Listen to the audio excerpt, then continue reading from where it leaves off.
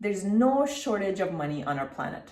There's more money, more wealth, more opportunities today than there ever have been in the history of our modern world. So why isn't everybody wealthy? That's our topic for today. Hi, my name is Jessica. Welcome to the channel. If you're new here, don't forget to hit the subscribe button. I upload a new video every Thursday. I went from zero to over $1 million in net worth in less than 8 years. And that is why this channel was created. This is my way of giving back by sharing what I've learned on my journey to financial freedom. So why isn't everybody rich? This can be a loaded topic. So let me set the stage a little bit of what we're going to talk about today. So why doesn't everybody have enough money? Why isn't everybody rich? And it can be a very broad and philosophical topic. So the purpose for today is really to talk about why doesn't everybody have the type of money that they want in their life. First, you have to earn enough money. And then secondly, you have to be able to keep that money. So to keep that money, that's where all of the money management and personal finance type topics come in, which I've talked about in many other videos. For our purpose today, we're going to talk about making more money rather than saving and managing and investing and all of that. So let's talk about why isn't everybody making the type of money that they want to make? According to a 2019 wealth survey, it showed that the top 1% own 43% of global wealth. And then the next tier down, the next 11% own about 41% of global wealth.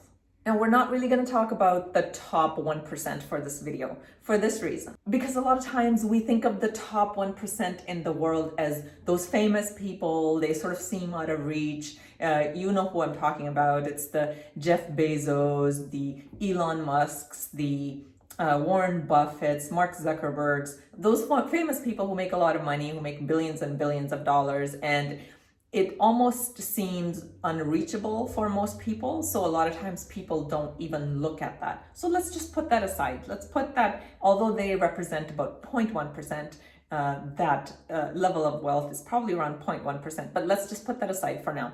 Let's talk about the top 10% or the next tier down that I mentioned. So when you look at the top 10%, we take out the rich and famous people. That is the bucket to focus on because that is very achievable. So according to this 2019 survey that I mentioned, the 10% that we're talking about, these are the folks who have up to $1 million in net worth. And that's what I call everyday millionaires. These are the people that, might be living next door to you. They might be working with you. You might see them on the street and never even think twice about. These are not the people that are flaunting their wealth on television. They're not famous, so you don't know them like you do some of the other names that I mentioned. They certainly don't flaunt their wealth on Instagram. These are the people who earn a very good amount of money, and it makes them the world's top 10%. So obviously they earn good money and they manage their money accordingly and so on. But again, this video we're going to talk about really the earning portion, not necessarily the managing portion. We have so much to learn from these everyday millionaires. How do they even become millionaires? How do they even become wealthy? All of the self-made everyday millionaires have one thing in common. They're solving problems. They're solving problems or they're providing service in the marketplace. In other words, they're adding value. Money is just an exchange of value. The more value you provide, the more money you're going to make. The bigger problems you solve, the more money you're going to make. It really is as simple as that. Now, what does all of this so far have anything to do with you being rich? Everything. Come with me on a tangent for a little while in order for me to explain this. I want to tell you two interesting stories, two things that happened to me just a couple of weeks ago. Both happened in the same week. I thought they were an incredible depiction of everything that I'm talking about in this video. The first one happened during a work trip a couple of weeks ago. So I took a work trip with a colleague. We were coming back home. We're at the airport and we got there a little bit early. And the flight prior to the one that we were going to take home was still there. And they hadn't even started boarding yet. So we went to the gate agent and asked her if she could look into any availability on that flight. So that would mean that we would get home a couple of hours earlier. From the time we approached her, I could tell she had no interest in helping us. She would, everything about her body language, everything about her said that we were bothering her. So in the most obligatory way, she went onto her computer and punched in some keystrokes and said, well, not really. And then she looked again, and then she said, yeah, maybe what she could do is she could possibly find us 2 seats, but we would have to pay, I don't even know what she quoted, like $600 or $700 total to change this. We didn't even pay that much for the original flight there and back. And it was just really, she was uninterested, almost to the point of being rude. It's a big national airline. I'm a frequent flyer. My colleague is a frequent flyer, and we give them a lot of business, but she wasn't really interested in helping us regardless. I should note here, I am very, very polite and professional and kind to anybody who is in the service industry. I started my career in the service industry. My first 10 years of my working life were spent in the service industry. So I know how difficult it is for frontline employees, whether it's cashiers, customer service representatives, janitors, anybody in the frontline industry, sales associates. People tend to be really rude to them, and they almost treat them as if they're not human, like they're just there to take your orders and so on. I have no patience for that. So I'm very, very kind and very polite, and I really try to make their day even because I think they're just not appreciated enough. So keep that in mind. So with all of that, she had no interest in helping us. So anyway, so we thanked her and we went on. We went through security and towards the gate where we were going to be boarding our flight a few hours later. And there was another customer service kiosk in that area. So we decided to go and approach the lady there. Now, completely different experience. Same company, same airline, same level of employees. This second lady was so nice. She was so interested in helping us. Although as soon as we approached her, she wasn't sure whether or not there would be any seats, and we would be okay with that. We were just asking for help and see if they could do something. And she was very, very interested in helping us. She, as a matter of fact, she looked into her computer. I don't know what she found. Then she made a couple of phone calls. She called the gate where we were going to be boarding. And she went out of her way to help us. And long story short, she found us a seat on that earlier flight. But it wasn't just the fact that she found us the seat, but it's how she behaved from the moment we approached her. She was open, she had a smile on her face, she was kind, she listened, and she heard what we were trying to do. She was even apologetic, saying, you know, she may or may not be able to find it. But the first answer wasn't no. And she spent, I mean, there was nobody else in the line behind us, so we weren't holding up the line or anything, but she spent a lot of time. And I even noticed as we approached her, there was a couple leaving from in front of us that was already helped. They were leaving. And both of them were thanking her over and over again. So obviously she did the same thing for them. I don't know exactly what she did for them, but you could just tell from that couple's gratitude. What does all of this have to do with what we've started talking about earlier in the video on making more money? I'd be willing to bet that this second lady either already makes more money or just in her life she will. She will be more successful. She will be happier. Well, she appeared happier. Both individuals are at work regardless. How you choose to spend your time at work when you're already there. You can do your best. You can be helpful, or you can be miserable and just really show that you don't want to be there. In both cases, the reality that you're there doesn't change. One will get you a lot farther in life than the other. And my second example will probably illustrate that in a lot stronger and clearer way. Later in the same week, I was looking at some show homes, looking for a potential rental property and so on. So I went to a whole bunch of smaller show homes, And a lot of times people, the representatives who were there in each of the show homes, they came across lukewarm at best.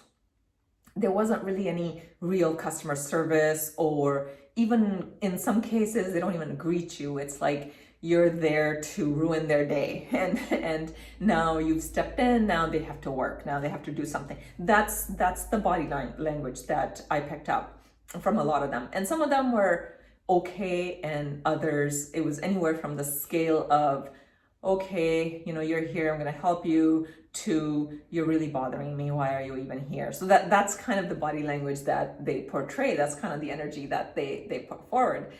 And so I did that for quite some time. And same day, towards the end of the day, I went to this show home. It was around 7:30 at night, and the show home was closing at 8 o'clock. And this lady who was there was so helpful. Her name was Sue.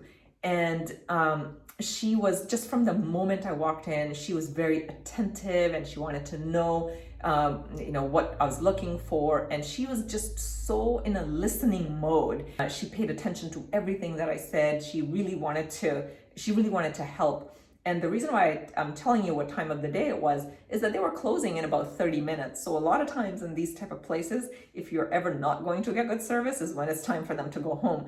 And there was none of that. She went out of her way. She explained everything, and she explained all of the options and answered every question without rushing.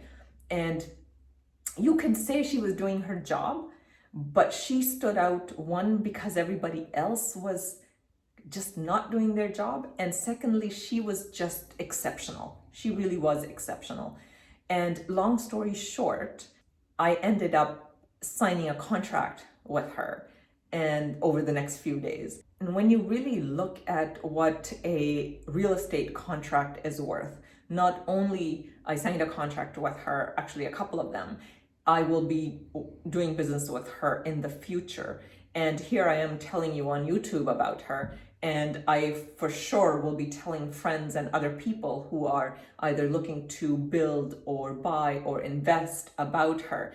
And I will be talking about her for years to come. I'll be sending business to her for years to come. That is the power of how your attitude every single day, how you treat your work every single day means in terms of real money, in terms of real wealth into your life. Every step that we take at work, every customer interaction, every coworker interaction, at the end of the day, it might not have a direct link to money. In this case, it certainly did, but it has an indirect link to money. So I'm sure she's already very, very successful, because the way she treated me is, I'm sure, how she treats everybody, because how you do one thing is how you do everything. And let me tell you, some of those people in other places, they look at you and they make judgments. And I'm sure you've experienced that in your life in some places, where they look at you, sort of, size you up and say, oh, is she going to spend any money with us? Probably not. It doesn't look like a typical investor. I don't know. Like people make those type of judgments, which is a huge mistake. And one of the key things to remember here is that everybody that I've just talked about, they're all employees. They're working for a company, they're working for somebody else, but one treats their job as something they have to do. They're not happy to be there, so they're doing minimum possible, while the other treats it like their business, treats it like every single person they interact with is meaningful, and they treat them with respect, and they really want to add value. They want to solve problems and add value. And that's what we talked about earlier on, that every millionaire, every self-made millionaire has this in common. They add value by solving problems and by providing service. And these two ladies, the one with the airline, the second person at the airline, she provided exceptional service. Not only that, she solved a big problem for us. It really meant a lot for us to be able to get on an earlier flight and get home earlier versus middle of the night. And the second person at the show home, Sue, she certainly, not only she provided exceptional service, and she solved a big problem. She helped me find a property. I mean, she's going to get paid accordingly. Not only that, like I said earlier, she's going to get paid over and over and over again for that gesture. Exceptional people always stand out. Exceptional service always stand out. I always make it a point to go out of my way to tell people that. So before I left, I told her that. I thanked her and I told her what an exceptional person she was, what an exceptional service she provided. I told her a little bit generically about my previous experiences and that I will always appreciate her and give her my service. So I told her that before she left, because I think there's nothing like, not saying it when you receive good service. It's like, wrapping up a gift and not giving it to somebody. And I appreciate this type of service from anybody, as I'm sure you do. When I come across a good electrician or a plumber or a real estate agent or a hairdresser, I make it a point to not only tell them, but hold on to them and recommend them to other people, because I think that's really the best way to give back. And that is how those people make a lot of money. They make a lot of money because they treat every person with respect and they provide exceptional service and they solve big problems. So if you in your life are wondering how you could be making more money, look at that. Look at what you're doing and look at how you can add value, or how you can turn that up a notch and add even more value and provide service and solve problems for the world, because that is the most guaranteed way to have riches in your life. And that is my rant for today. Thank you for watching. As always, don't forget to hit the like button if you like this video, share it with your friends on your social media, and subscribe to the channel if you haven't already done so. I upload new videos every single Thursday, so I hope to see you next week.